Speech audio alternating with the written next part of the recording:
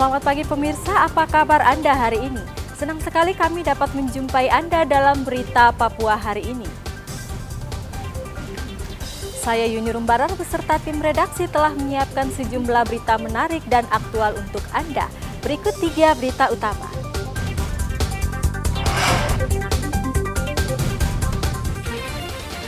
Pencarian nelayan yang hilang di perairan Kokonau belum membuahkan hasil.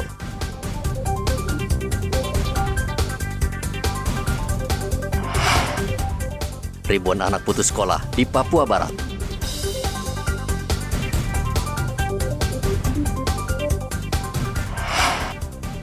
Warga Merauke resah karena tidak bisa membeli obat sirup di apotek.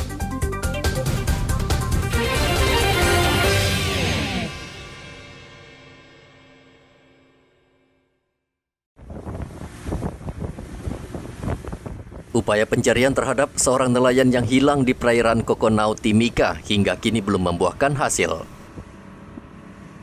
Di hari kedua, tim SAR masih melakukan pencarian dengan bantuan kapal nelayan. Lokasi pencarian diperluas sesuai prediksi peta SAR yang dikirim Pusat Komando Basarnas. Operasi pencarian masih nihil, bahkan tim tidak menemukan tanda-tanda keberadaan korban. Rencananya di hari ketiga tim SAR akan dibagi menjadi 2 sektor dengan pencarian hingga 90 nautical mil dari bibir pantai Kokonau. Untuk pencarian hari kedua kemarin masih nihil dan hari ini pencarian hari ketiga telah dibagi menjadi 2 sektor. Untuk total area yang di-cover kurang lebih sekitar 90-an nautical mile square.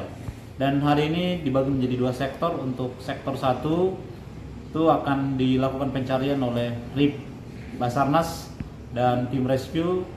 Kemudian sektor 2 akan dilakukan pencarian oleh KM Agung Berkah Bahari 03. Untuk pencarian hari ini akan dimaksimalkan khususnya untuk di sektor 2 akan sampai ke sepanjang pesisir pantai Kokonau.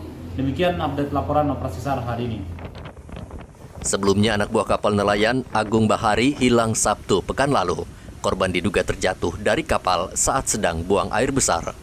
Dari Mimika, Papua, Igobat Momolin melaporkan.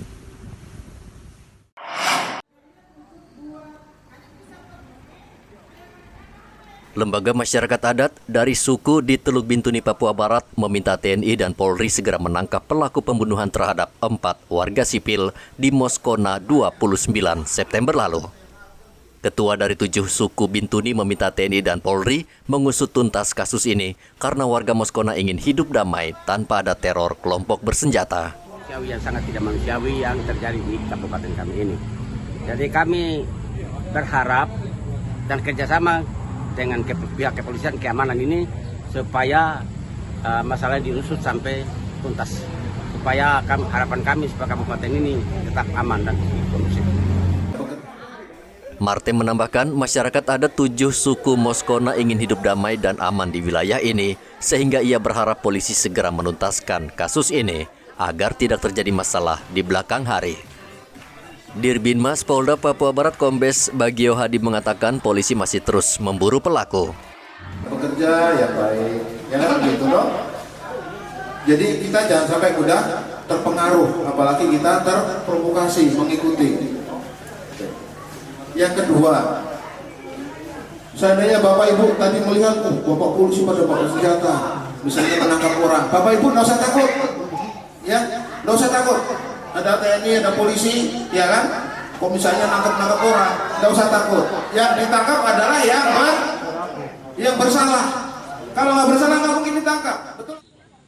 Polisi hingga kini belum berhasil meringkus pelaku pembunuhan terhadap 4 pekerja proyek pembangunan jalan Trans Papua Barat ruas Bintuni Maibrat 29 September lalu.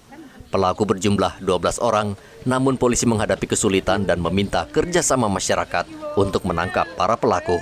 Edi Musahidin melaporkan dari Manokwari, Papua Barat.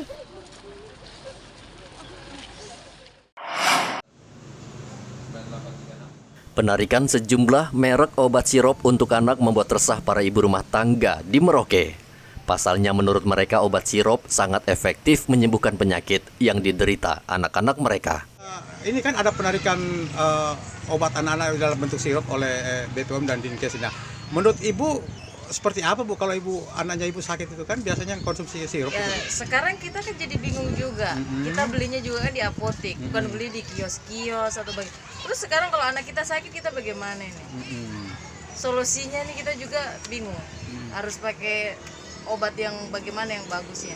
Ibu dari Ikatan Dokter Indonesia menyarankan untuk sementara ini kalau anak-anak sakit gunakan obat-obat puyer, kapsul. Kalau ibu itu seperti apa Bu kalau itu? Artinya kalau menggunakan itu kan biasanya kan dengan sirup Ibu. Ya, dengan sirup. Kalau sirup itu kan lebih simpel, lebih praktis untuk diminum anak. Sekarang kalau dengan obat puyer dan lain sebagainya itu kan harus pakai resep dokter dan kita harus beli juga, kita harus bagi lagi. Jadi kita juga Resah juga Bu ya. resah, sangat resah sekali. Apa ada keprihatinan Bu dengan penarikan sirup itu Bu? Obat. Karena anakku nggak doyan juga minum. Iya. Kemudian biasanya kalau anaknya ibu sakit biasa di dokter kasih sirup juga Bu, obat sirup. Iya, kalau kita pergi di praktek kan pasti sirup aja kan ya. Pemerintah belakangan ini menarik 5 merek obat sirup dari pasaran karena diduga mengandung etilen glikol dan dietilen glikol yang menjadi penyebab gagal ginjal akut pada anak-anak. Di Sorong, Papua Barat, tim gabungan BPOM, Dinas Kesehatan, dan Ikatan Apoteker Indonesia mendatangi setiap apotek untuk memastikan 5 merek obat tersebut tidak dijual ke konsumen.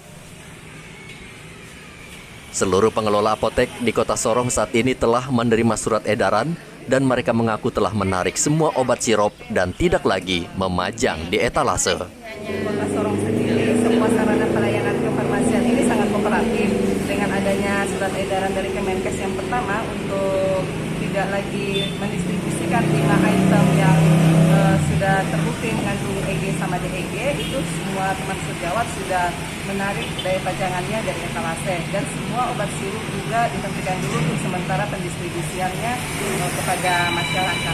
Kalau untuk pengawasannya kami dari IAI, dari Organisasi Profesi Apoteker, kami sudah langsung menghimbau pada saat hari Jumat pagi itu, pada saat mulai ada surat edaran kami langsung menghimbau.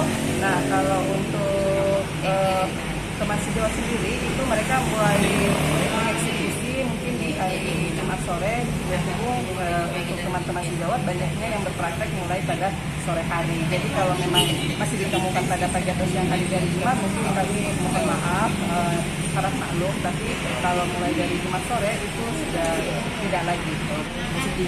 Sebenarnya tidak ada, bukan 5-5-nya Bu, yang ada di Kota Sorong ini paling banyak sebenarnya Thermorex dengan Imidaclip. Imidaclip ini yang paling banyak ini yang obat demam sama flu batuk. Ya, itu yang paling banyak beredar di Kota Sorong. Sedangkan yang untuk item sebelum itu memang nggak ada di Kota Sorong. Sementara di Timika, pelaksana tugas Bupati Mimika Johannes Retop akan memanggil seluruh penanggung jawab kesehatan serta distributor obat sirup, kendati belum ada kasus gagal ginjal akut di Timika. Johannes Retop akan menggelar rapat dengan instansi terkait guna membahas kasus yang menimpa ratusan anak-anak yang menderita gagal ginjal akut di sejumlah daerah.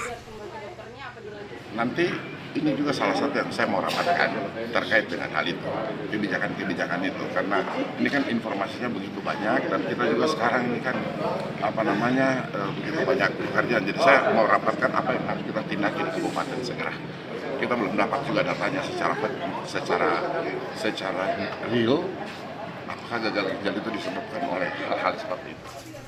Di Timika, hampir seluruh apotek dipastikan sudah tidak menjual berbagai jenis obat sirup. Larangan penjualan dikeluarkan Kementerian Kesehatan RI dan sudah ditempel di setiap apotek. Tim Liputan melaporkan dari Papua dan Papua Barat.